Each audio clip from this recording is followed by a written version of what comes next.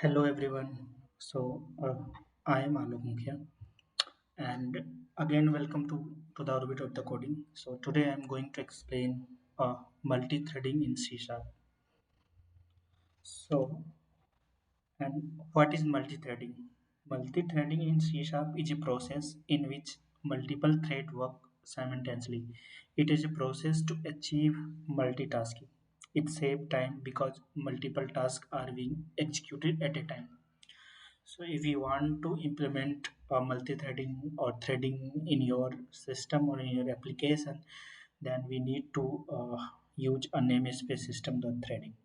So, so the main advantage of that multi-threading is suppose we have created multiple methods. So multiple methods if we implement multi-threading, in that case multiple methods are work simultaneously. So suppose here is the pictorial example, like there is a work one, this is the one method, and work two, this is the two method.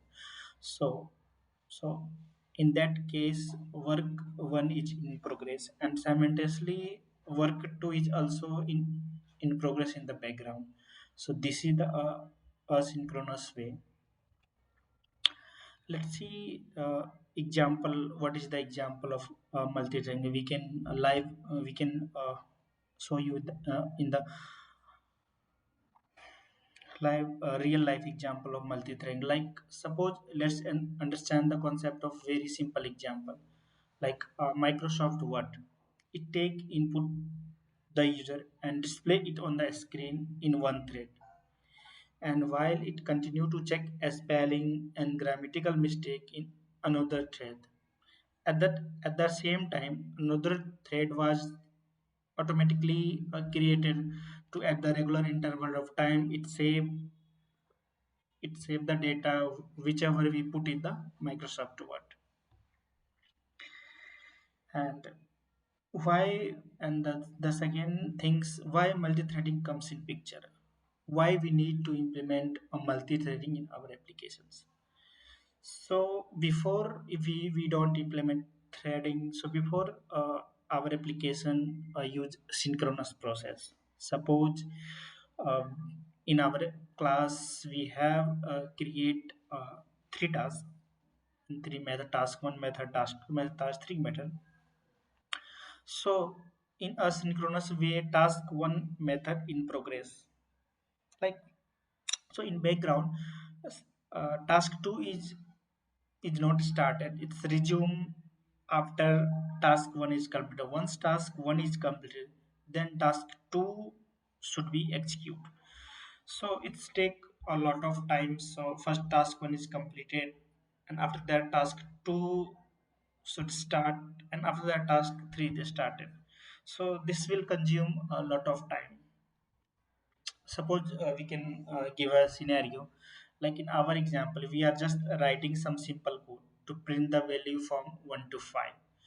What will you do if one method is taking more than expected time? Suppose method 2 is going to interact with the database, or it is going to invoke any web service which will take more than 10 seconds to provide the response. In that case, method to execute will be delayed for 10 seconds, as it is waiting there to get response back either from the database or from the web service until method 2 is not completed its execution. Method 3 is not going to be executed because of sequentially execution of the program. So let's see, I will show you in the example. Let's flip on the Visual Studio and I will show you. So this is the, I will already create a solution in console. So you can hear name multi-threading, and there is a program class automatically should create, and this is the main method. And I have already created task 1, task 2, this is the method, and I will show you the synchronous example.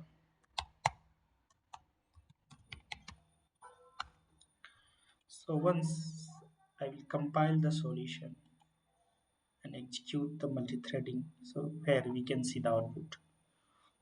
So you can see task one is started, and we can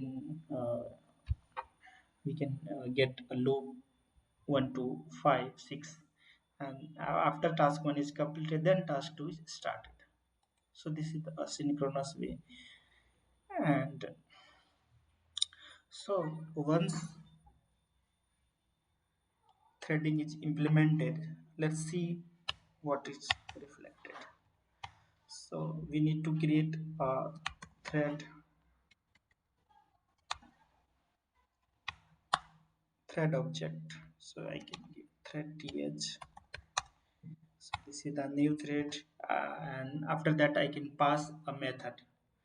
So if we put a reference to a method, so this is the example of delegates. So I can pass the a method task one.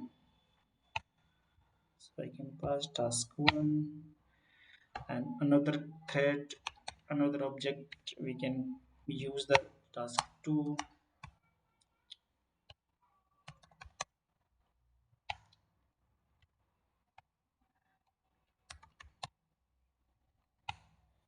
So this is the task two. So after uh, creating the thread, so I need to start that thread. So, so we can use ts dot start. This will help to start the thread. I will start the thread one. I need to start thread two as well. So here we can create object, and both of the threads should be started. So by default, uh, main threads should execute it. If haven't any assigned thread name, by default thread uh, thread name should be by default not assign any thread. We need to provide a thread name. So suppose ts dot name, I can assign a thread name. This is the main thread.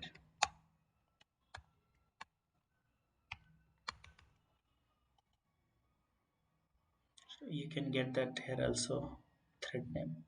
So this is the just in your jump in your case. So we don't need at that time thread name. So now, so so this is the loop 0 to 7. So it will take fraction of times. So we don't. I will execute. So let's see. Thread 2 is started, task 1 is started, task 2.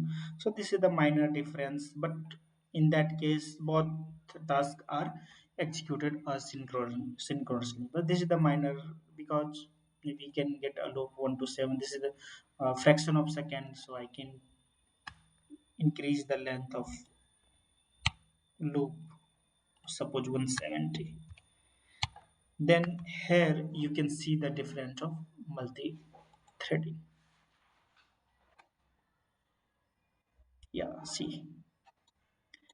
Task 1 is started, task 1 is started up to 59 loop, and after that task 1 here started 59.